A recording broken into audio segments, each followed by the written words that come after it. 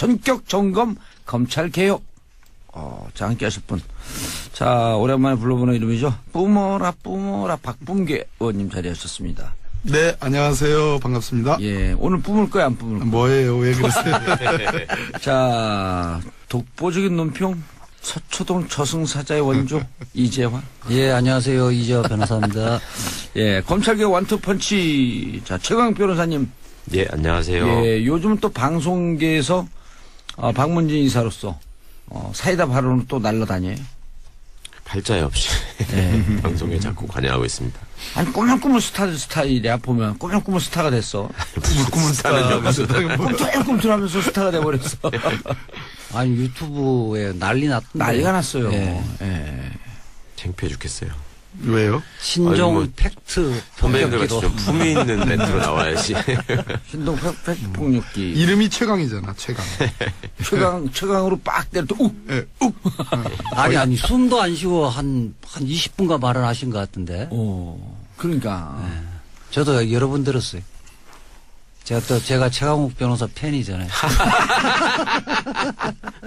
참나. 서로 짝짝. 따라주는 분위기. 자, 훈훈한 좋습니다. 프로그램이네. 자, 박 의원님 먼저. 요즘 예. 여의도, 떨고 있다? 여의도 요즘 모래시계 촬영이 한창이라고요? 나 떨고 있냐? 아니, 특별히 여의도를 겨냥해서 하는 건 아니고요. 예. 어차피 작년 국정농단을 겪으면서 이제 적폐청산 기잖아요. 그래서 수사를 하다 보니, 예, 박근혜 국정농단이 어디 박근혜 혼자만의 일탈이겠습니까? 당시에 집권당, 예. 또, 이명박 정부의 적폐라는 것이 또, 그 청와대만의 일은 아니고, 예. 역시 그 당시 집권당의 문제니까, 그러다 보니까 여의도로 검찰의 칼끝이 가는 거 아닌가. 그러면, 그리고 돈 같은 거 안 받아야 되잖아요. 왜 받았고 난리. 예. 안 받으면 될걸. 그렇잖아요. 뭐 주니까 안 받을 수도 없는 면도 있겠지만. 표정이 왜 눈빛이 아니, 저는 주는 흔들려요. 사람도 없어. 주는 사람도 없어서 다행스럽게. 자, 그런데 이제 지금 이제 촛불 정국 이후에 촛불 정부가 떴단 말이에요. 예. 검찰이 적폐 청산 대상, 이 개혁 대상 1호였었는데 지금 정국이 바뀌었어요. 검찰이 이상하게 개혁을 주도하는 형국. 자, 여기에 대해서 한마디씩 논평을 간단하게 하고. 일각에서는 검찰이 자신들을 향한 개혁의 칼을 견제하려고 그러는 거 아니냐? 그런 측면도 있죠. 있어요? 예. 최근에 뭐 검찰총장 만나니까 어떻게 잘 지내냐 하니까 수사가 잘 돼야지 한마디를 하시더라고요. 그 이야기는 수사가 잘 돼지면 검찰의 모든 문제는 해결된다는 그 내심의 의사를 그냥 은연중에 드러낸 것이 아닌가. 수사권 분리 안 된다 이런 뜻으로 확 들리는데 저는. 어쨌든 지금 그 촛불 전국에서는 검찰이 국가기관 중에 불신의 1호였는데 예. 지금 지금 적폐청산 과정에서는 검찰이 어쨌든 선두주자로 나서고 있잖아요. 요즘 검찰 모습은 잘하고 있다 이렇게 보이시는 건가요? 아니니까 이게 조금 그렇게 하면서 이 청산 대상인 적폐를 검찰이 나서서 해소하면 검찰이 이 기회에 실기했던 부분을 좀 만회할 수 있지 않을까. 그렇게 되어지면 여론이 바뀔 수도 있다는 생각도 하는 것 같아요. 자신에게 좀 우호적으로 바뀔 수도 있겠다. 네. 검찰이야 당연히 그런 기대를 하겠죠. 과거 참여정부 때 대선자금 수사를 통해서 검찰개혁을 저지했던 경험이 있으니까 제 느낌은 뭐 앞으로 남아있는 우병우나 뭐 이명박 사건에서 성과를 올리면 국민들의 박수를 받고 결국 검찰개혁의 목소리도 줄어들지 않겠냐라는 기대를 가지고 열심히 하는 측면이 있는 것 같고요. 근데 그 정부 정권 입장에서야 적폐청산과 검찰개혁을 중요한 과제로 내세웠는데 어찌 보면 적폐청산의 그 신속한 처리, 효율성으로 해서 검찰을 활용하지 않을 수 없는 그런 딜레마가 일부 있는 것 같고요. 근데 제 생각에는 이번 기회에 경찰에도 좀 수사 능력을 확인할 수 있는 기회를 주면 어떨까. 또 경찰개혁위원회 지금 참여하고 계시잖아요. 예. 그러니까 뭐 경찰은 수사를 못한다, 수사 능력이 없다라고만 하지 말고 앞으로 수사 구조가 바뀌게 되면은 경찰은 무슨 일을 할 수 있을까를 이번에 한번 보여주는 것도 괜찮을 것 같습니다. 예. 자, 박범계 의원님. 네. 문제는 검찰개혁 사정정국이 좀 길어지면 검찰개혁의 드라이브 걸어야 되는데 이게 방향을 잃어버리는 거 아니냐? 네네. 이 우려가 있는 거 아니에요? 일단 여의도로 향하는 검찰의 칼끝이 매서울수록 뭐 여야를 떠나서 국회의원들이 주눅이 드는 게 사실이죠. 과거에 검찰 개혁이 상당 부분 여의도를 향한 검찰의 칼끝 때문에 중도에 포기되고 무력화된 측면이 없잖아 있고 지금 최강욱 변호사님 말씀하신 것처럼 2003년도 소위 대선자금 수사에서 안대희 중수부장이 국민은 검사로 뜨면서 검찰개혁이 사실상 물거품이 됐죠. 이유는 그 당시에 검찰개혁이 너무 지나치게 수사의 독립성, 정치적 중립성에만 초점이 맞춰졌고 견제와 균형이라는 것, 즉 권한의 분산, 경찰로 수사권을 조정해주고 또는 공수처를 세워서 고위공직자 수사권을 넘겨주는 이런 측면에 집중적으로 포커스를 못 맞췄기 때문에 지금 검찰이 수사를 잘한다. 이거는 중앙지검에 한정한 문제고요. 전국에 있는 본청 단위로 놓고 볼 때 과연 그런 것이냐라는 것을 한번 짚어볼 대목이고 또 수사를 잘한다 하더라도 그거는 과거에 잘못했던 수사를 정상화하는 측면이지 플러스 알파. 그러니까 더 좋은 검찰을 만드는 데서는 아직 제도 개선이 없다. 알겠습니다. 간단하게 공수처 설명해 주세요. 공수처 말 그대로 고위공직자, 대통령과 가족, 그리고 장관급, 그리고 뭐 1급 이상의 공무원들에 대해서 검찰이 그동안 권력과 야합해가지고 봐주는 그런 수사를 못하게 하기 위해서 독립된 수사 조직이 검사도 보고 판사도 보고 대통령도 보고 국회의원도 보고 그 수사 독립해서 잘 하라. 아무도 눈치 보지 말고. 눈치 보지 말고. 고위공직자들. 국민 눈치만 봐라. 비리가 있는지 없는지. 네. 고위공직자 이주하 변호사님. 고위공직자죠. 저는 수입이 많잖아 일단. 저는 민간인이죠. 자, 근데 일반 사람들은 국민들은 사실 너희들만의 리가 아니냐 이렇게 생각할 수도 있거든요. 그동안 이제 검찰이 살아있는 권력에는 뭐 제가 있어도 봐주기를 하고 또 검찰 내부의 비리나 범죄에 대해서는 또 봐주기를 했거든요. 거기에서 결국 적폐가 쌓인 게 아닌가 이런 것이 이제 국민들의 생각이거든요. 그렇기 때문에 고위공직자 비리수사처는 지위 고하를 망라하고 법에 따라서 기소할 것은 기소하고 수사할 것은 수사해야 되겠다는 것이 국민들의 요망이거든요.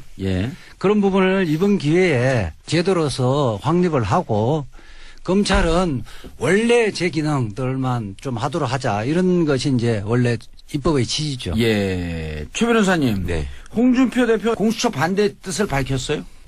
불안한가 봐요. 그 여러 가지로 불안한 것 같고, 그 적폐들은 자꾸 청산하려고 하는 조직들이 늘어나면 늘어날수록 불안할 수밖에 없을 거고.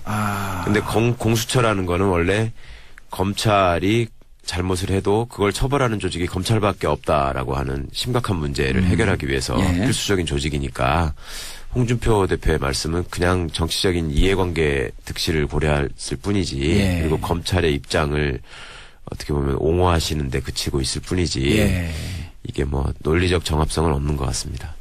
박 의원님, 법원검찰개혁위원회에서 공수처안이 나왔고 법무부안이 나왔는데 두 개가 충돌했어요.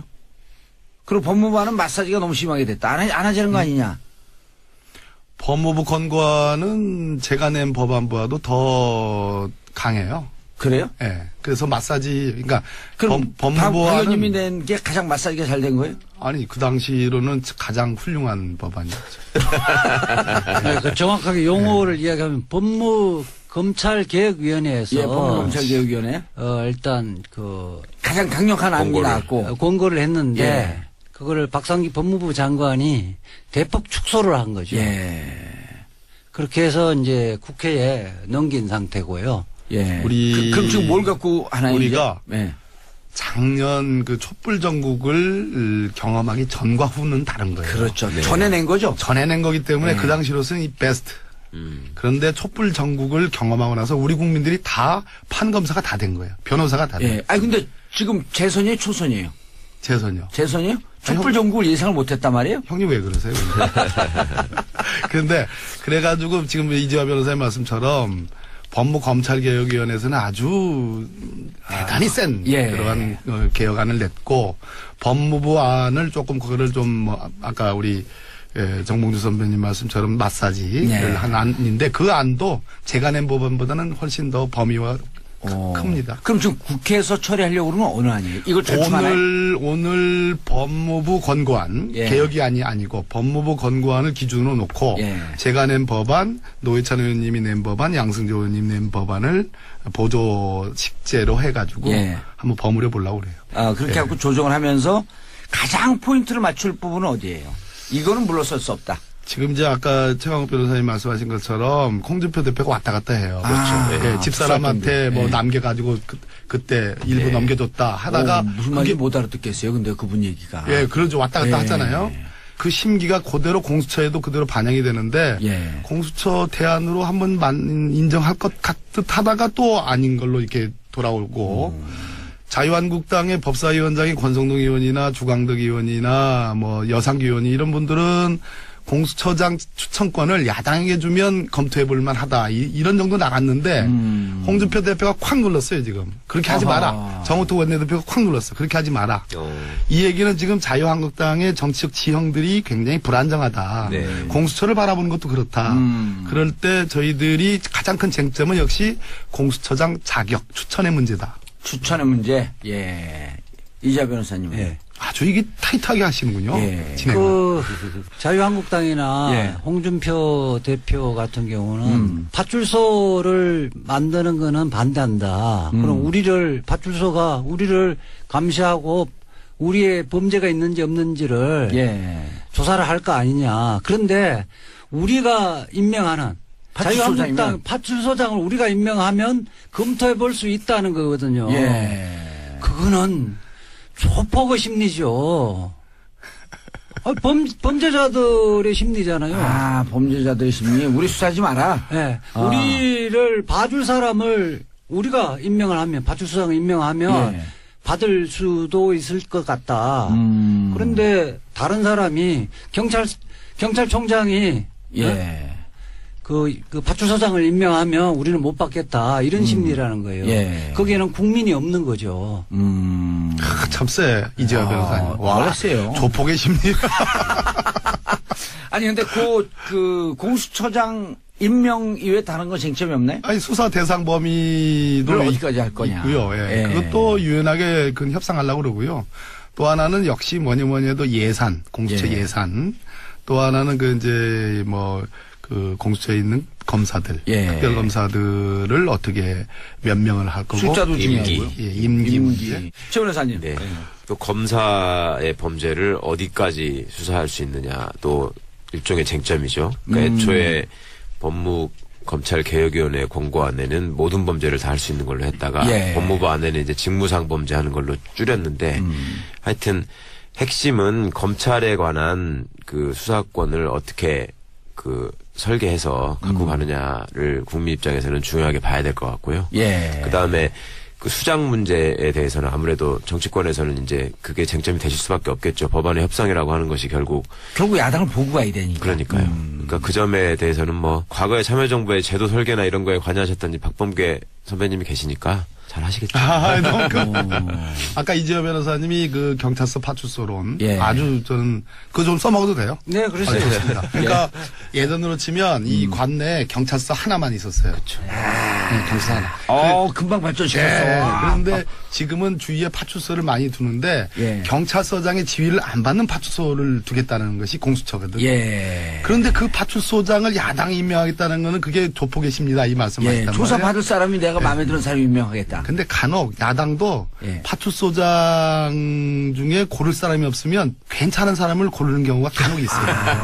왜냐하면 우리가 지난번 박근혜 특검 때 국정농단 특검 때 우리 저 민주당이 제일 야당이죠. 우리가 추천한 특검이 된 게 아니고 국민의당이 추천한 특검 박영수 특검이 되셨거든요. 박영수 특검이죠. 그래서 너무 그렇게 이재화 변호사님은 뭐 민변출이시니까 뭐 당연히 하실 말씀이지만 정치인의 입장에서 볼 때는 그래도 결국은 중립적인 인사로 모아질 수가 알겠습니다. 있다. 검찰 개혁이 이렇게 중요하고 어려운 거를 이렇게 재밌게 쉽게 얘기하는 프로그램 이름이 뭐라고요? 정봉주의 정치쇼. 광고 듣고 오겠습니다.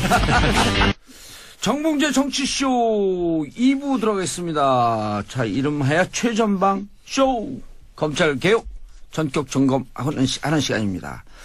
자, 박봉계 의원님, 이자 변호사님, 최강 변호사님 함께하고 계시고요. 아, 세 분이 있으면 이분들이 그냥 법무부 들어가면 다 할 텐데. 한 분은 민정, 한 분은 법무장관, 한 분은 정무. 그냥 다 임명하고 그냥 대한민국 끝나는데. 최강 변호사는 국방부 장관 가고 싶어요? 아니요. 아니, 원하면 써내요, 일단. 내가 저는 KBO 사무총장 하고 싶어요. 야구 좀 열심히 볼게요. 야구 좋아하세요? 야구는 우리 방송 녹화를 하면서도 야구를 보고 해요. 아니, 그럴 때 쓰는 말이 있어. 만만의 콩떡이. 조국 수석도 야구왕인데. 특별감찰관이 딱 저기면 내가 보니까. 그러면. 자, 일부에서 우리가 검찰개혁 얘기했는데, 자, 원론적인 질문. 검찰이 뭐가 그렇게 문제예요? 왜 그렇게 검찰개혁을 못해서 난리지? 그러니까 대부분의 수사는 경찰이 하거든요. 예. 한 90%를 하는데 경찰이 수사를 하면서 필요한 계좌 추적을 해야 되겠다. 예. 영장 청구를 해서 돈 거래를 좀 봐야 되겠다 하면 검사와 관련돼 있거나 고위공직자인데 자기가 봐주고 싶은 사람은 영장을 법원에 청구조차도 안 합니다. 그리고 이미 객관적으로 와서 기소를 할 수 있는 수준으로 경찰이 수사를 해놨는데 기소를 안 해버리는 거예요. 검찰이 기소권, 영장 청구권, 수사권, 수사 종결권 이런 것들 다 한 손에 움켜쥐고 있기 때문에 그러니까 이걸 또 견제하는 기구가 없어요. 최 변호사님, 예. 실제로 검찰이 정치검찰, 부패검찰 이렇게 얘기하는데 그렇게 많아요? 비율로 따지면야 그런 일을 하는 사람이 그렇게 많다고 볼 수는 없죠. 당연히 소수인데 예. 문제는 그 소수가 좋은 자리를 차지하고 또 나름 그 검찰의 위상을 보여주는 식으로 국민들에게 보여지기 때문에 다른 검사들이 은연중에 그거를 선망하고 자기도 그거에 따라간단 말이죠. 그러니까 많은 영화에서 이제 검사라는 캐릭터가 굉장히 부정적으로 묘사되는 이유가 그간의 권력형 비리나 권력형 범죄에 있어서 시쳇말로 진짜 권력의 개로서만 활동을 하지 시민을 위한 감시견으로서 활동한 적이 없다. 예. 이제 그런 점 때문에 검찰개혁이 당연히 구시대 청산의 제1과제가 되지 않았겠습니까? 권력의 개가 비하는 말이 아니고 검찰 내부에서 그런 용어를 써요. 가장 저는 검찰이 망가진 것은 역시 박근혜 국정농단 4년 동안이다. 이명박 때는요? 이명박 때 당연히 문제가 있었죠. 그래서 검찰 내부의 검사들의 비리는 언제나 있어 왔고 두 번째 그거를 더 넘어서서 이명박 때의 그 국정원의 국정농단을 박근혜 때 검찰이 우병우 사단이 결국 봐준 거란 말이에요. 그렇죠. 봐준 거에서 넘어서서 이걸 말아먹는다고 하는데 말아먹는 걸 넘어서서 이제는 증거를 조작하기에 이르렀다. 검사들이 파견 나가가지고. 이거는 법치주의가 끝이에요. 이건 안 돼요. 이런 검찰은 안 돼요. 근데 책상 두드리지 마세요. 소리 들려 자꾸. 제가 흥분하면 흥분하면 뿜고 그다음에 책상 두들기고 참으려고 하는데. 자, 그런데 이제 화요일 날 회의를 하셨다 그랬단 말이에요. 그 쟁점 순서를 하나, 둘, 셋 정리를 해야 될 거 아니에요. 이건 절대 물러날 수 없다. 그리고 요거 갖고는 어쨌든 야당인데 바른정당은 어때요, 입장이? 바른정당은 내용적으로는 검찰 공수처 필요하다. 라고 얘기하는데. 근데 절차적으로 오신환 의원님만 우리한테 절차적으로 참여하면 지금 세월호 특조위법이 있거든요. 국회 본회의 바로 상정이 돼요. 마찬가지로 오신환 의원님만 우리한테 참여를 하면은 소위 패스트 트랙이라고 해가지고 6개월 뒤면은 이것을 쇼부가 안 신속 처리한건. 신속 처리 6개월 뒤에 6개월 뒤면 승부를 낼 수가 있어요. 그래서 설사 자유한국당이 반대를 하더라도 바른정당만 참여하면 되는데 그런 절차적 참여에 대해서는 아직 미적미적돼요.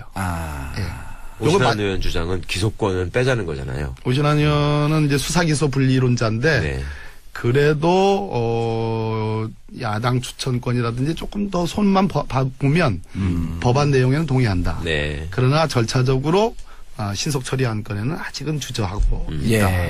알겠습니다. 이재화 변호사님, 요즘 지금 이제 국회에서 진행되는 사항도 다 파악하고 계실 거고 또 면면도 입장이 있을 거고 그래서 요 정도 선에서는 또 개인적으로 검찰에 빨대도 많고 정보도 다 취합하고 있고 어느 정도 선에서 이게 타협이 돼야 될 것 같다. 저는 사실은 법무부 안이 사실은 그게 여야가 타협할 수 있는 마지노선 안을 이제 국회에 제안을 미리 해버린 셈이라고 패를 미리 까봤다. 그렇죠. 그러니까 원래가 이제 그 법무검찰개혁위원회가 검사도 50명 하고 수사 범위도 중앙 공무원 같은 경우는 상급 2급 이상이었거든요. 근데 뭐 대상도 지금 장차관은 정무직으로 한정시켜 놨잖아요. 예. 그리고 이제 그 우선 수사권 문제도 예. 사실은 뭐 통보 제도도 검찰에서 수사를 하다가 공수처 수사 대상인 범죄가 발견되지면 통보하도록 돼 있는데 예. 통보 제도도 없앴거든요. 그렇죠. 이런 부분들이 이제 여야가 뭐 요구하면서 최종 합의할 수 있는 최저선에까지 후퇴를 해버렸던 거거든요. 그러니까 특히 이제 뭐 공수처장 같은 경우도 굉장히 합리적으로 봐요. 대상 국실장 다 빼고 또 문제 아니에요. 예, 그리고 공수처장도 원래 추천위원회에서 2명 추천하면 대통령이 그 중에 1명을 뽑는 것이 아니라 2명 추천한 것을 사람 중에 국회의장이 교수단체하고 협의해서 1명만 대통령이 추천하거든요. 사실상 대통령이 그 형식적 조정만 치는 거고 형식적인 국회에서 임명한 임명권만 거죠. 갖고 있거든요. 예. 그러니까 국회가 합리적인 사람을 대통령이 입맛대로 임명하는 것이 아니라 국회가 사실상 의사결정권을 갖고 있는 거거든요. 이 부분은 뭐 여야 관계없이 안 받을 이유가 없다고 생각해요. 예. 자, 최 변호사님. 예. 법무부 안이 예. 그때 이제 문제 제기할 때 이런 분들이 있었어요. 예. 이거 그 법무검찰 개혁위원회 아니 이게 이렇게 좀 톤 다운된 게 야당이라고 하는 파트너가 있기 때문에 그렇다라고 주장하는 사람들도 있었고 또 한쪽에서는 무슨 얘기냐 그 국실장 핵심 그 3명 중에 그 검찰 출신 다 배제하고 해야 된다고 했더니 법무부의 탈검찰화가 되지 않아서 이렇게 톤 다운된 안이 나왔다? 이 지적도 있었잖아요. 두 가지가 다 맞는 얘기 같아요. 그러니까 외부적으로 얘기할 때야 당연히 예. 그 법무검찰개혁위원회 권고안이 상당히 많은 부분 그 이상을 담고 있지만 현실화되기가 어렵지 않느냐. 야당이 있기 때문에. 라는 고려는 분명히 하셔야 됐겠지만 법무부에서 그 안이 성안될 때는 실제로 파견 검사들이 많은 역할을 했던 것 같고요. 그 개혁위원들은 일체 그 논의에 참여하지도 않았고 알지도 못한 상황에서 그 발표된 걸로 봐서는 예. 분명히 검찰이 자신의 이익을 지키기 위한 어떤 식의 그 행동을 한 거고요. 예. 이 점은 국회에서도 뭐 잘 알고 계실 거기 때문에 앞으로 법안을 심사하시는 과정에서 적절히 특히 이제 검찰과 관련된 부분은 그 법안의 논의에서 쉽게 양보해서는 안 될 부분이라고 생각하거든요. 그 예. 검사가 몇 명이 가느냐, 어떻게 뽑느냐, 가서 몇 년을 있느냐, 그다음에 다시 검사로 돌아갈 수 있느냐, 뭐 이런 부분들은 절대 건드릴 수 없는 부분이라고 생각하기 때문에 예. 그런 점들이야 뭐 누구보다 잘 아시는 우리 박범계 의원님 계시니까 예. 걱정 안 하셔도 될 것 같습니다. 저는 제가 좀 말씀드릴게요. 우리 박근혜 정부 때 상설특검법 통과했잖아요. 예. 그때는 참여연대나 민변에서는 그것이 통과되면 차라리 안 하는 것보다 못하다는 지적을 많이 했거든요. 실제 그렇게 됐습니다. 상설특검법안을 통과를 시켜놓은 이후에 휴지 조각이었잖아요. 네. 그것은 한 번도 그 법을 적용한 적이 없거든요. 예. 그러면서 이 지금 상설특검법안을 야당하고 여야가 합의해서 통과시켜졌다 하면 생색만 냈다는 겁니다. 이게 자칫 잘못하면요, 지금 공수처법을 예. 해놓고도 설치 안 하는 것보다 못할 예. 가능성이 있다는 겁니다. 그런데 우리가 공수처를 논함에 있어서 이제 두 분 변호사님은 아주 원칙적인 입장을 지금 말씀을 해주셨는데 그건 필요하다고 봅니다. 그러나 또 하나는 특별감찰관 아까 특검법 상설특검법 관련해서 기구특검을 못 만든 거에 대해서는 저도 반성을 좀 해요.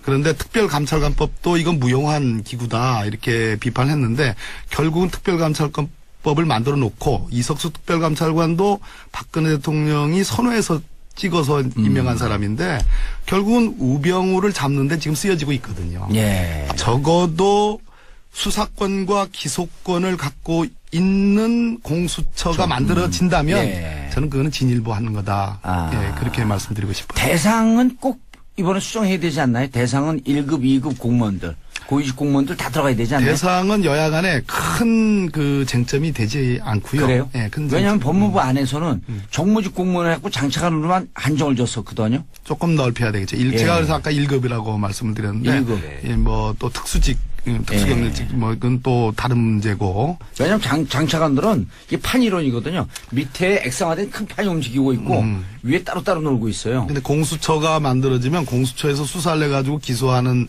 범위가 어디까지냐, 실적이 어디까지냐는 것보다 더 중요한 예. 소위 매기 효과라는 게 있어요. 매기 효과.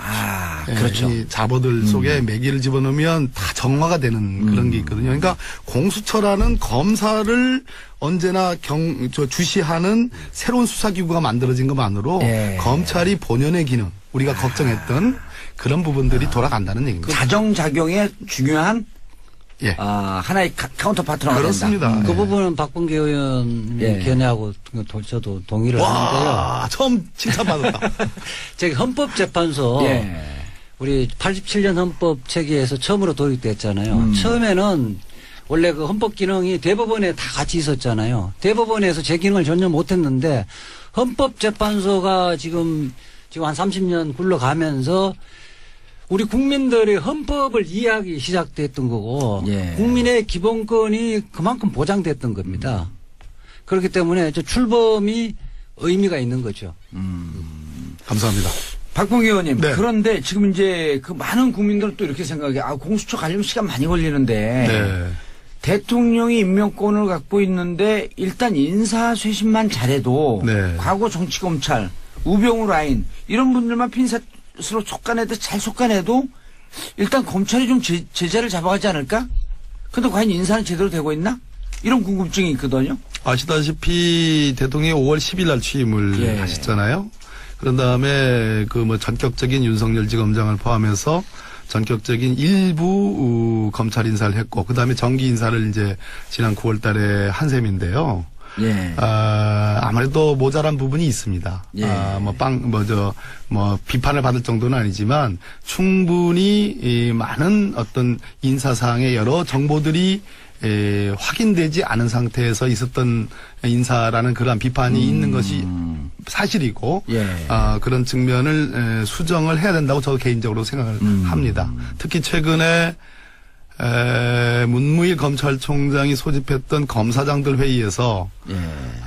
지금의 서울중앙지검 적폐 수사를 마치 하명 수사로 포장하고 거기에 대해서 뭐 정치적 사건에 검찰이 앞장선다 이런 표현을 했던 검사장들의 인식에는 저는 동의하기 어렵다고 봅니다. 예. 최강욱 변호사님, 돌발 주문.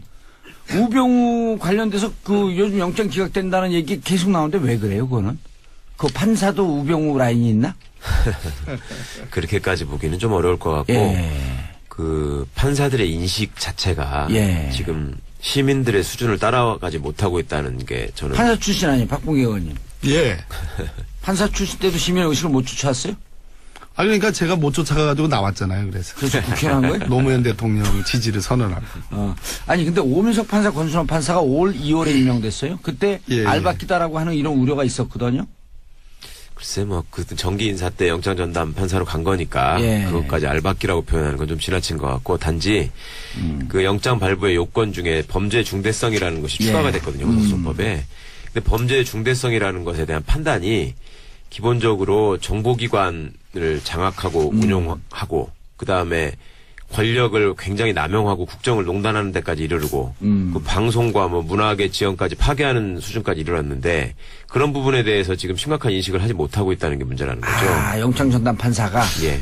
지금 뭐 처음 말씀드리는 건데 그 영장 전담 제도가 과연 한 명의 부장급 판사 또는 부장에 가까운 단독급 판사들에 의해서 나라를 정말 뭐 좌지우지할 수 있는 어마어마한 중요 사건들을 단독으로 결정할 수 있냐? 간밤에 기록 봐가지고 결정하잖아요. 예. 이 구조에 대한 근본적인 회의가 있고 두 번째는 지금 영장 전담 판사 세 분은 공교롭게도 두 분은 같은 동기고 세 분 다 창원지법에 함께 근무했던 분들이에요. 이 세 분 다가. 그러면 우리가 아까 제가 말씀드렸듯이 한 분에 의하지 않고 합의부로 운영할 필요가 있는데 설사 지금처럼 각각 그 사건을 하더라도 서로 성격을 달리하는 그래서 재청구가 되면 좀 성격이 다른 판사님으로부터 다른 시각으로 다시 판단을 받아볼 필요가 있는데 이분들이 뭐 같다는 얘기는 아닙니다. 완전히 같다는 얘기는 아니지만 어찌됐든 동기고 창원지법에 함께 근무한 분들이라 혹시 그런 것들이 서로 다른 잣대로 봐야 될 그런 사안에서 너무 같은 색깔로 같은 잣대로 보는 거 아니냐는 우려가 있을 수 있기 때문에 저는 세 분 영장 판사님들이 국민의 그런 우려를 유념을 해줄 필요가 있다 이런 말씀드립니다. 왜냐하면 앞으로 신세질 일이 많거든. 국민의 입장에서. 왜냐하면 사람이 하는 일이기 때문에 우병우 영장 다시 재청구되면 판사님들 잘 결정해 주셔야죠. 예. 저는 그 지금 영장 전담 판사가 서울중앙지검은 3명이 있잖아요. 일반인에 대한 범죄하고 사회적 신분이 있는 사회적 신분이 있는 뭐 이제 재벌 그룹 총수라든지 권력을 갖고 있던 사람들에 대한 범죄에 대해서 영장 발부할 때 이중잣대를 갖고 있는 게 아닌가는 계속 꾸준하게 제가 1년 동안 의심을 갖고 있었어요. 그 범죄가 중대하면 사실상 특별한 사유가 없으면 도주의 의뢰나 증거인멸의 우려가 있는 거거든요. 그렇죠. 일단 지금 오래 사니까 증거인멸 하려고 그럴 거 아니에요. 국정원장의 국고손실죄 같은 경우는 특별한 것이 없으면 뭐 약간 자수 강경 사유가 없으면 10년 이상의 형에 처하는 아주 중대한 범죄거든요. 그렇죠. 특가법상의 제5조 국고손실. 사실은 또 뭐 그런 문제가 생기거든요. 그리고 그만큼 권력을 갖고 있기 때문에 관련자들의 진술을 회유할 수 있고 증거를 조작할 수도 충분히 있는 거거든요.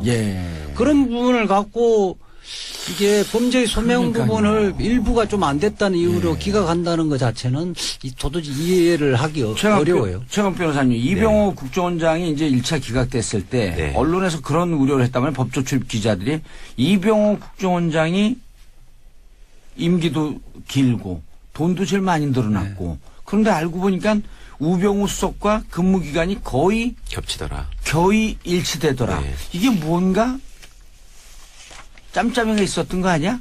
하는 이런 느낌인데 그게 어떻게 그 부장판사까지 영향을 미치는.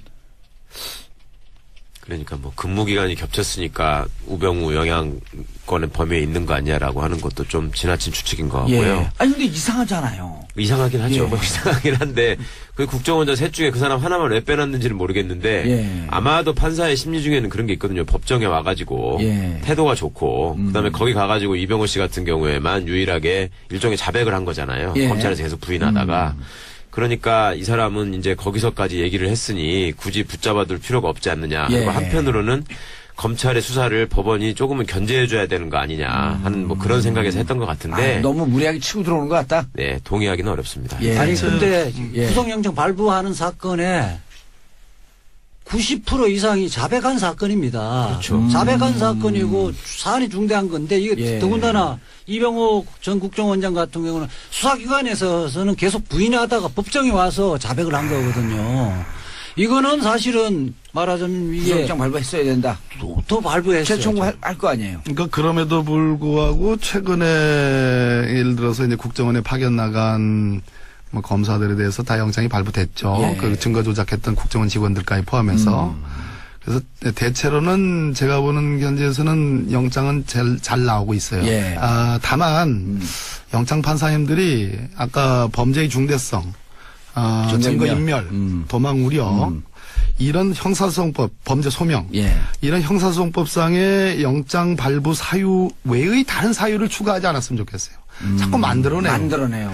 그것은 오해받기 딱 십상이에요. 이재용 기각할 때도 그랬잖아요. 이렇게 그 잘 사는 분이 주거 환경을 주거 환경 그렇게 알겠습니다. 재벌 총수가 어떻게 세 분이 공의 검찰 개혁의 골든 타임에 돌입했다. 동의하시나요?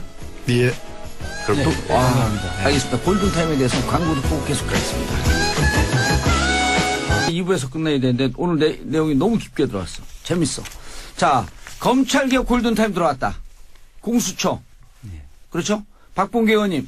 일단 일정 어떻게 됩니까? 거의 마무리 발언이에요, 이제. 예, 그렇습니다. 11월 국회에서 최대한 조문 심사까지 전 들어가야 된다. 11월 국회에서. 예, 그래서 뭐 공수처 찬성이다 반대다 이런 뭐 큰 타이틀 가지고 뭐 선문답하는 거 이제 그만하고 예. 구체적으로 권고안과 법안을 갖다 놓고 어느 부분은 그래도 찬성할 수 있고 어느 부분은 반대하는지를 드러내야 된다. 그 다음에 11월로 다 끝나는 게 아니고 12월에도 여야 대표들 간의 회동을 통해서 예. 저는 정치적 타결을 최종적으로 해야 된다. 이렇게 생각합니다. 그래서 법안 타결되면 통과는요? 12월에 전 또 출하해야 된다고 봅니다. 12월에 통과할 수 있도록 노력을 해야 된다. 예, 여야 대타협이 있어야 됩니다. 이 부분은. 알겠습니다. 이재화 변호사님. 예. 내년에 들어가면 예. 지방선거 국면이에요. 예. 또 개헌 국면으로 들어갈 수도 있어요. 예, 예. 그럼 지금 박봉계 의원이 말씀하셨듯이 이번 12월을 넘기지 않아야 된다? 그렇게. 근데 내용이 다 정리가 될까요? 그때까지? 지금 특히 야당에서 자유한국당에서 특히 권성동 법사위원장이 반대를 하면 예. 어떻게 본회의의 안건을 상정을 할 수가 없거든요.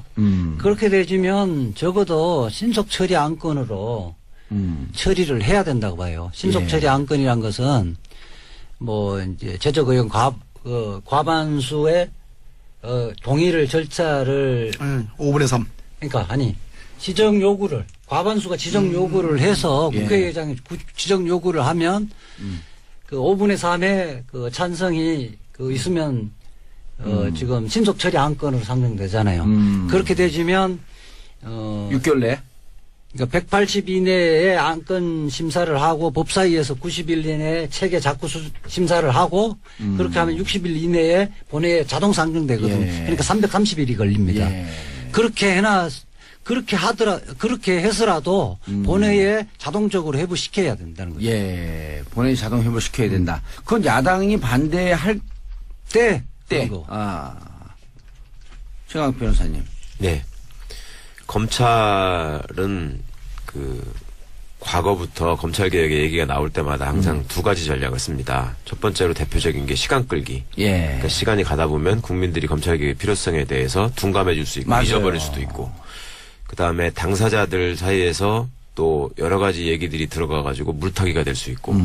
그리고 일종의 개혁 피로증 같은 것도 노릴 수가 있고. 자꾸 국민들이 잊어먹어요. 네, 뭐가 이렇게 잊어버리고. 중요했지? 예. 뭘 해야지? 예. 예. 그러니까 이제 그런 시간 끌기에 농락당하면 안 된다라는 점을 확실히 국민들께서도 좀 아시고 감시를 철저히 하셔야 될 것 같고요. 예. 그다음에 또 하나는 그런 반면에 국민들의 박수를 받아가지고 아까도 말씀드린 것처럼 검찰 수사의 필요성을 계속 주장하는 그런 일이 또 이제 반드시 생길 거거든요. 예. 그러니까 그런 점에 대해서 잘한 것은 잘했다고 분명히 칭찬을 해주고 응원을 예. 해줘야 되겠지만 예. 뭔가 꼼수나 이상한 짓을 하게 되면 그거는 시민들의 입장에서도 확실한 응징이 있어야 되겠다. 예. 그렇지 않으면 계속 시간을 끌 것이다. 예. 그걸 걱정하고 있습니다.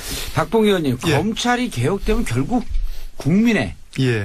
기본적인 권리가 향상되는 거 아니에요? 물론입니다. 그러니까 나라가 맑아지는 거죠. 예. 나라가 깨끗해지는 거고 그것은 소위 사회적 비용을 초래를 안 하기 때문에 그만큼 국가 경쟁력이 강화되는 거예요. 예. 상품을 만드는 데 있어서 부패가 있으면 부패 비용이 추가되는 거예요. 그럼 가격 경쟁력이 떨어져 가지고 안 팔리는 겁니다. 외국에 그렇죠. 나가서. 뇌물 주면 뇌물 비용 거기 원가에 놓여야 될 거 아니에요? 예, 아파트를 지는데 부패가 있으면 결국은 제대로 된 그 자재를 쓰지 않고 부실하게 질 수밖에 없는 거거든요. 알겠습니다. 이재화 변호사님, 조국 수석이 이렇게 얘기했어요. 이번 정기국회가 마지막 기회는 아니다. 정기국회, 아까 이제 뭐 패스트 트랙까지도 얘기를 하셨는데. 예. 근데 이렇게 갖고 청와대 인식도 여야 협상이니까 조금 미루면서라도 설득을 하면서 가야 된다 이런 거 아닐까요?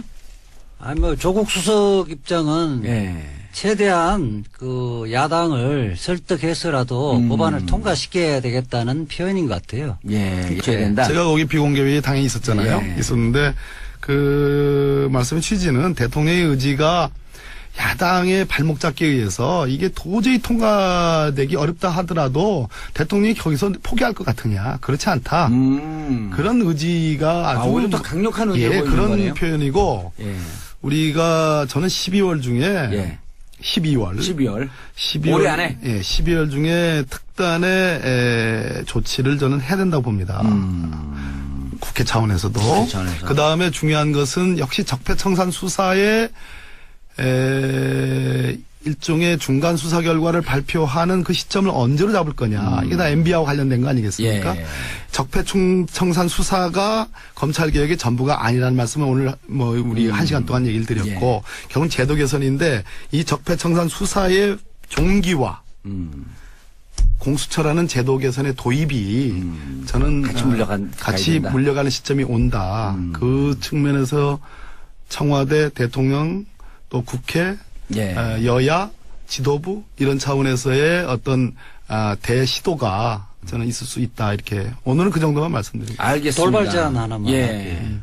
박범계 법사위원이 계시니까 국민들의 76%가 공수처 86%가 찬성하잖아요. 그런데 국민들이 법안 심사에서 누구 때문에 이 법안이 제대로 안 되는 건지 누가 억지를 부리고 있는지를 알아야 되거든요. 소위원회 심사를 생중계를 국회 방송을 생중계를 하자고 좀 제안을 하시면 어떨까요? 그래야 국민들이 알 수 있을 거 아니에요. 좋은 의견인데 제가 소위원장 할 때 그 말씀을 해 주시지 그래. 지금은 소위원장님이 제가 후임 제가 오늘 제일 한번 해보겠습니다. 알겠습니다. 자, 검찰개혁 골든타임 앞두고 이제 마무리 한마디씩. 검찰개혁 골든타임 왔다. 절대 권력은 절대 부패하게 마련입니다. 무소불위의 공영 검찰 지금 개혁하지 않으면 국민들이 불행합니다. 법무장관 취임하는 것 같아요. 적폐청산이라고 하는 거는 모든 권력기관을 시민의 눈치를 보고 시민에게 복종하는 기관으로 만드는데 그 핵심이 있습니다. 그 과정에서 과거에 가장 많은 문제를 일으켰던 검찰을 어떻게 제대로 된 모습으로 바꿔내느냐, 어떻게 괴물에서 탈피하게 할 것이냐가 굉장히 중요하니까 끝까지 관심을 잃지 않으셨으면 좋겠습니다. 알겠습니다. 마지막 박범계 의원님. 결국은 이제 공수처라는 유종의 미를 거둘 수 있느냐 없느냐의 문제인데 그건 국민 여러분들에게 달려 있습니다. 내년 지방선거가 치러지고 만약에 이것이 12월 또는 내년 1월에 이 법안이 통과되지 않으면 왜 통과되지 않는가에 대한 그 국민 여러분들의 따끔한 질책. 그것이 저는 지방선거의 결정으로 저는 다가온다고 생각을 하거든요. 그런 측면에서 야당이 무조건 반대만 할 수는 없을 것이다. 알겠습니다. 그렇게 생각합니다. 자, 공수처 설치, 검찰개혁 골든타임에 대해서 말씀 나눠봤습니다. 박범계 민주당 의원님, 이자 변호사님, 최강 변호사님 감사합니다. 얘기가. 그러죠. 왔다 갔다 하잖아요. 그 심기가 그대로 공수처에도 그대로 반영이 되는데 공수처 대안으로 한번 인정할 것 같듯 하다가 또 아닌 걸로 이렇게 돌아오고 자유한국당의 법사위원장이 권성동 의원이나 주광덕 의원이나 뭐 여상규 의원이 이런 분들은 공수처장 추천권을 야당에게 주면 검토해볼 만하다. 이런 정도 나갔는데 홍준표 대표가 콱 눌렀어요 지금. 그렇게 하지 마라. 정우택 원내대표가 콱 눌렀어. 그렇게 하지 마라. 이 얘기는 지금 자유한국당의 정치적 지형들이 굉장히 불안정하다. 공수처를 바라보는 것도 그렇다. 그럴 때 저희들이 가장 큰 쟁점은 역시 공수처장 자격 추천의 문제다. 추천의 문제. 이자 변호사님. 아주 이게 타이트하게 하시는군요.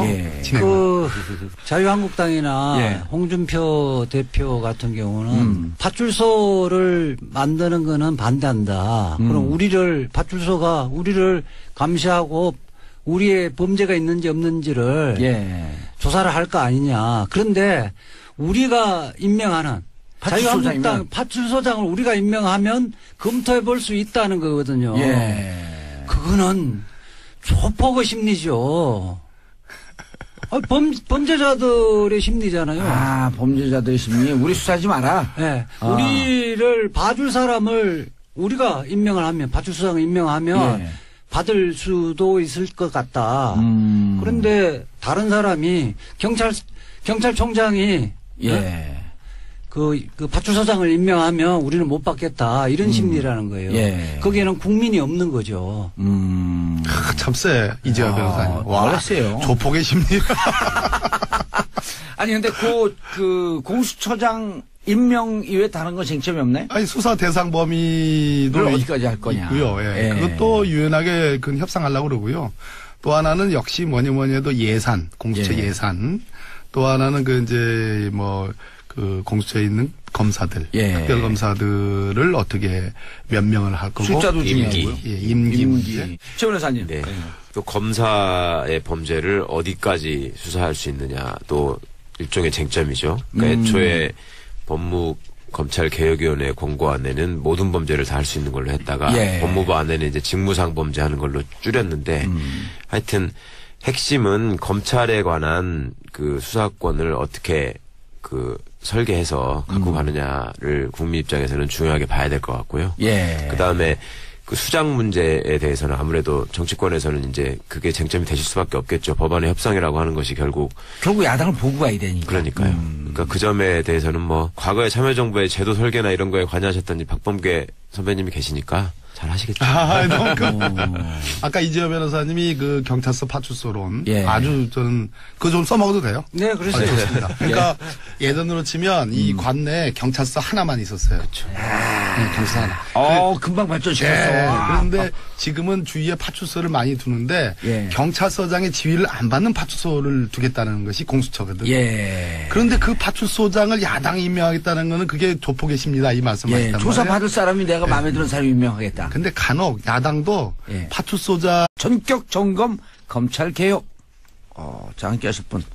자, 오랜만에 불러보는 이름이죠. 뿜어라 박범계 의원님 자리하셨습니다. 네, 안녕하세요. 반갑습니다. 예, 오늘 뿜을 거야, 안 뿜을 거야? 뭐예요? 왜 그러세요? 자, 독보적인 논평. 서초동 저승사자의 원조 이재환. 예, 안녕하세요. 이재환 변호사입니다. 예, 검찰개혁 원투펀치. 자, 최강 변호사님. 예, 안녕하세요. 예, 요즘 또 방송계에서 박문진 이사로서 사이다 발언을 또 날라다녀요. 팔자에 없이 방송에 자꾸 관여하고 있습니다. 아니 꾸물꾸물 스타일이야 보면 꾸물꾸물 스타가 됐어. 꾸물꾸물 스타는 꿈틀꿈틀하면서 스타가 돼버렸어. 아니 유튜브에 난리 났던데. 난리가 났어요. 예. 예. 창피해 죽겠어요. 왜요? 신종 아니, 뭐, 팩트 선배님들 같이 폭력기로. 좀 품위 있는 멘트로 나와야지. 신동 팩트 폭력기. 이름이 최강이잖아. 최강으로 빡 때려 또 욱. 예, 욱. 아니 숨도 안 쉬고 한 20분간 말을 하신 것 같은데. 그러니까. 저도 여러 번 들었어요. 제가 최강욱 변호사 팬이잖아요. 참나. 서로 쫙쫙 말아주는 분위기. 자, 훈훈한 좋습니다. 프로그램이네. 자, 박 의원님 먼저 요즘 예. 여의도 떨고 있다? 여의도 요즘 모래시계 촬영이 한창이라고요? 나 떨고 있냐? 아니 특별히 여의도를 겨냥해서 하는 건 아니고요. 예. 어차피 작년 국정농단을 겪으면서 이제 적폐청산 기잖아요. 예. 그래서 수사를 하다 보니 박근혜 국정농단이 어디 박근혜 혼자만의 일탈이겠습니까? 당시에 집권당 예. 또 이명박 정부의 적폐라는 것이 또 그 청와대만의 일은 아니고 예. 역시 그 당시 집권당의 문제니까 그러다 보니까 여의도로 검찰이 갈 것이 가는 거 아닌가. 그러면 그리고 그 돈 같은 거 안 받아야 되잖아요. 받아갖고 난리. 예. 안 받으면 될 걸. 그렇잖아요. 뭐 주니까 안 받을 수도 없는 면도 있겠지만. 표정이 왜 눈빛이 아니, 저는 주는 흔들려요. 사람도 없어.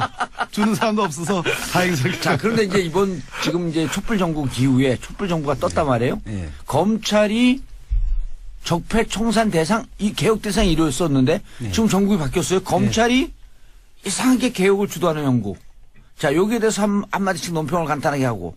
일각에서는 검찰이 자신들을 향한 개혁의 칼을 견제하려고 그런 거 아니냐?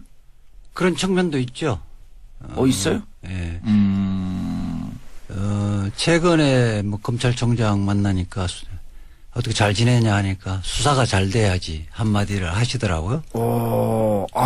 그 이야기는 수사가 잘 돼지면 검찰의 모든 문제는 해결된다는 그 내심의 의사를 그냥 은연중에 드러낸 것이 아닌가. 수사권 분리 안 된다 이런 뜻으로 확 들리는데 저는. 어쨌든 지금 그 촛불 전국에서는 검찰이 국가기관 중에 불신의 1호였는데 예. 지금 어떤 지금 적폐청산 과정에서는 검찰이 어쨌든 선두주자로 나서고 있잖아요. 요즘 검찰 모습은 잘하고 있다 이렇게 보이시는 건가요? 아니니까 이게 조금 그렇게 하면서 이 청산 대상인 적폐를 예. 검찰이 나서서 해소하면 검찰이 이 기회에 실기했던 부분을 좀 만회할 수 있지 않을까. 그렇게 되어지면 여론이 바뀔 수도 있다는 생각도 하는 것 같아요. 자신에게 좀 우호적으로 바뀔 수도 있겠다. 네.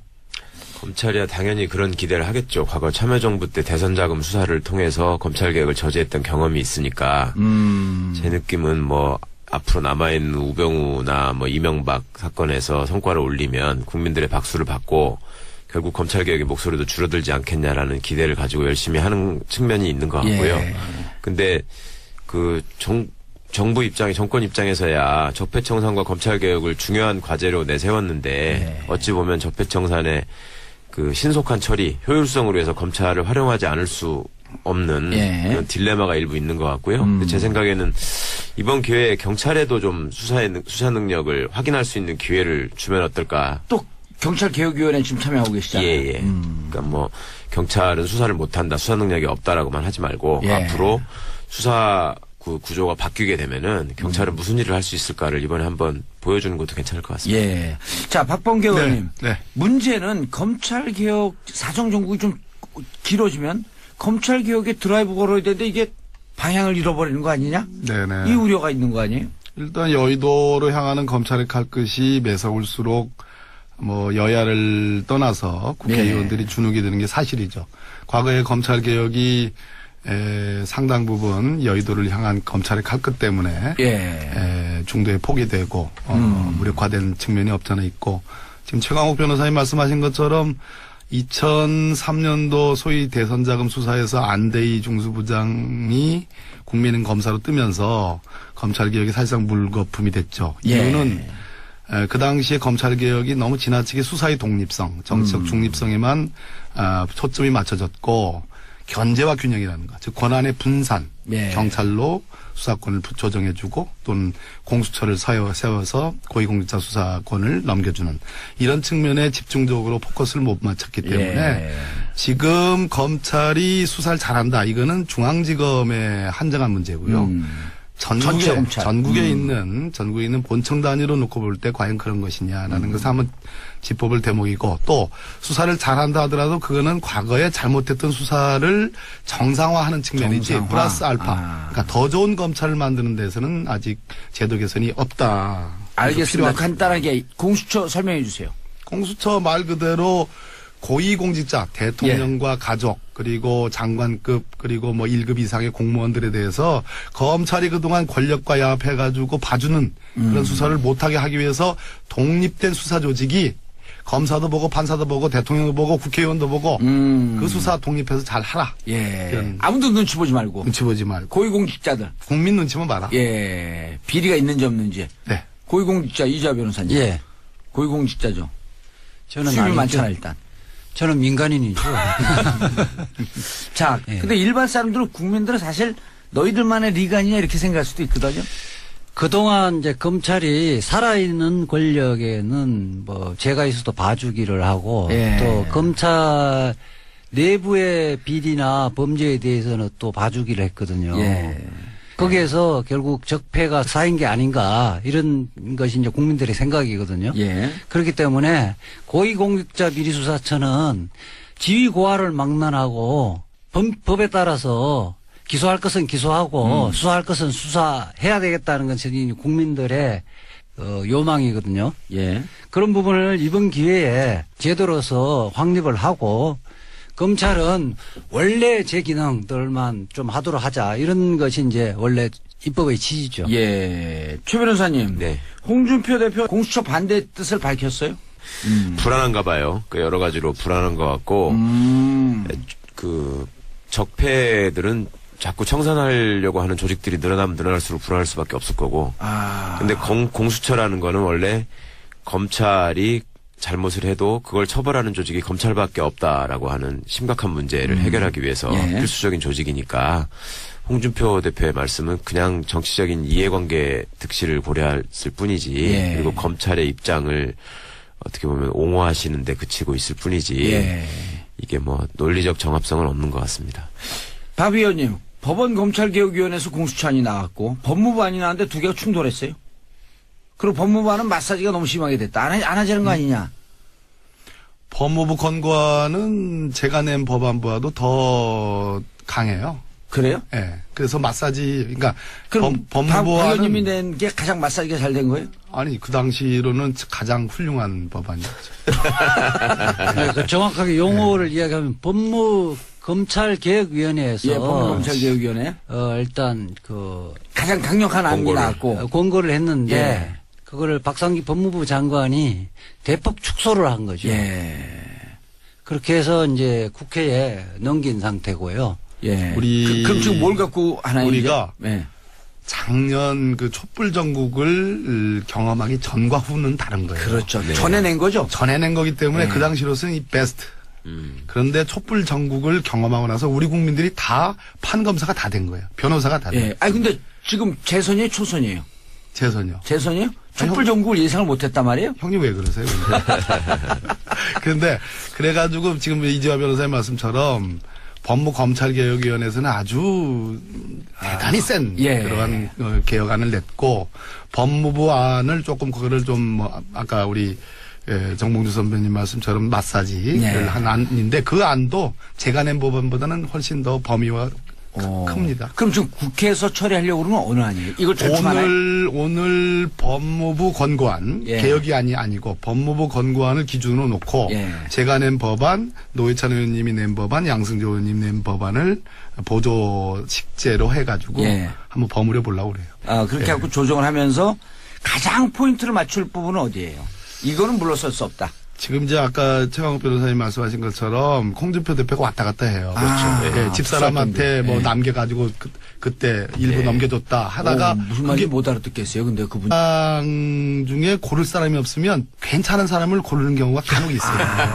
왜냐하면 우리가 지난번 박근혜 특검 때 국정농단 특검 때 우리 저 민주당이 제일 야당이죠. 우리가 추천한 특검이 된 게 아니고 국민의당이 추천한 특검 박영수 특검이 되셨거든요. 박영수 특검이죠. 그래서 너무 그렇게 이재화 변호사님은 뭐 민변이시니까 뭐 당연히 하실 말씀이지만 정치인의 입장에서 볼 때는 그래도 결국은 중립적인 인사로 모아질 수가 있다. 검찰 개혁이 이렇게 중요하고 어려운 거를 이렇게 재밌게 쉽게 얘기하는 프로그램 이름이 뭐라고요? 정봉주의 정치쇼. 광고 듣고 오겠습니다. 정봉주의 정치쇼 2부 들어가겠습니다. 자, 이름하여 최전방 쇼 검찰 개혁 전격 점검하는 시간입니다. 자, 박봉계 의원님, 이재화 변호사님, 최강 변호사님 함께하고 계시고요. 세 분이 있으면 이분들이 그냥 법무부 들어가면 다 할 텐데. 한 분은 민정, 한 분은 법무장관, 한 분은 정무. 그냥 다 임명하고 그냥 대한민국 끝나는데. 최강 변호사는 국방부 장관 가고 싶어요? 아니요. 아니, 원하면 써내요, 일단. 내가 저는 KBO 사무총장 하고 싶어요. 야구 좀 열심히 볼게요. 야구 좋아하세요? 야구는 우리 방송 녹화를 하면서도 야구를 보고 해요. 아니, 그럴 때 쓰는 말이 있어. 만만의 콩떡이. 조국 수석도 야구왕인데. 경찰관이 딱 저기면 내가 보니까. 그러면. 자, 일부에서 우리가 검찰 개혁 얘기했는데, 자, 원론적인 질문. 검찰이 뭐가 그렇게 문제예요? 왜 그렇게 검찰 개혁을 못해서 난리지? 그러니까 대부분의 수사는 경찰이 하거든요. 한 90%를 하는데 경찰이 수사를 하면서 필요한 계좌 추적을 해야 되겠다. 영장 청구를 해서 돈 거래를 좀 봐야 되겠다 하면 검사와 관련돼 있거나 고위공직자인데 자기가 봐주고 싶은 사람은 영장을 법원에 청구조차도 안 합니다. 그리고 이미 객관적으로 와서 기소를 할 수 있는 수준으로 경찰이 수사를 해놨는데 기소를 안 해버리는 거예요. 검찰이 기소권, 영장 청구권, 수사권, 수사 종결권 이런 것들 다 한 손에 움켜쥐고 있기 때문에 그러니까 이걸 또 견제하는 기구가 없어요. 최 변호사님, 실제로 검찰이 정치검찰, 부패검찰 이렇게 얘기하는데 그렇게 많아요?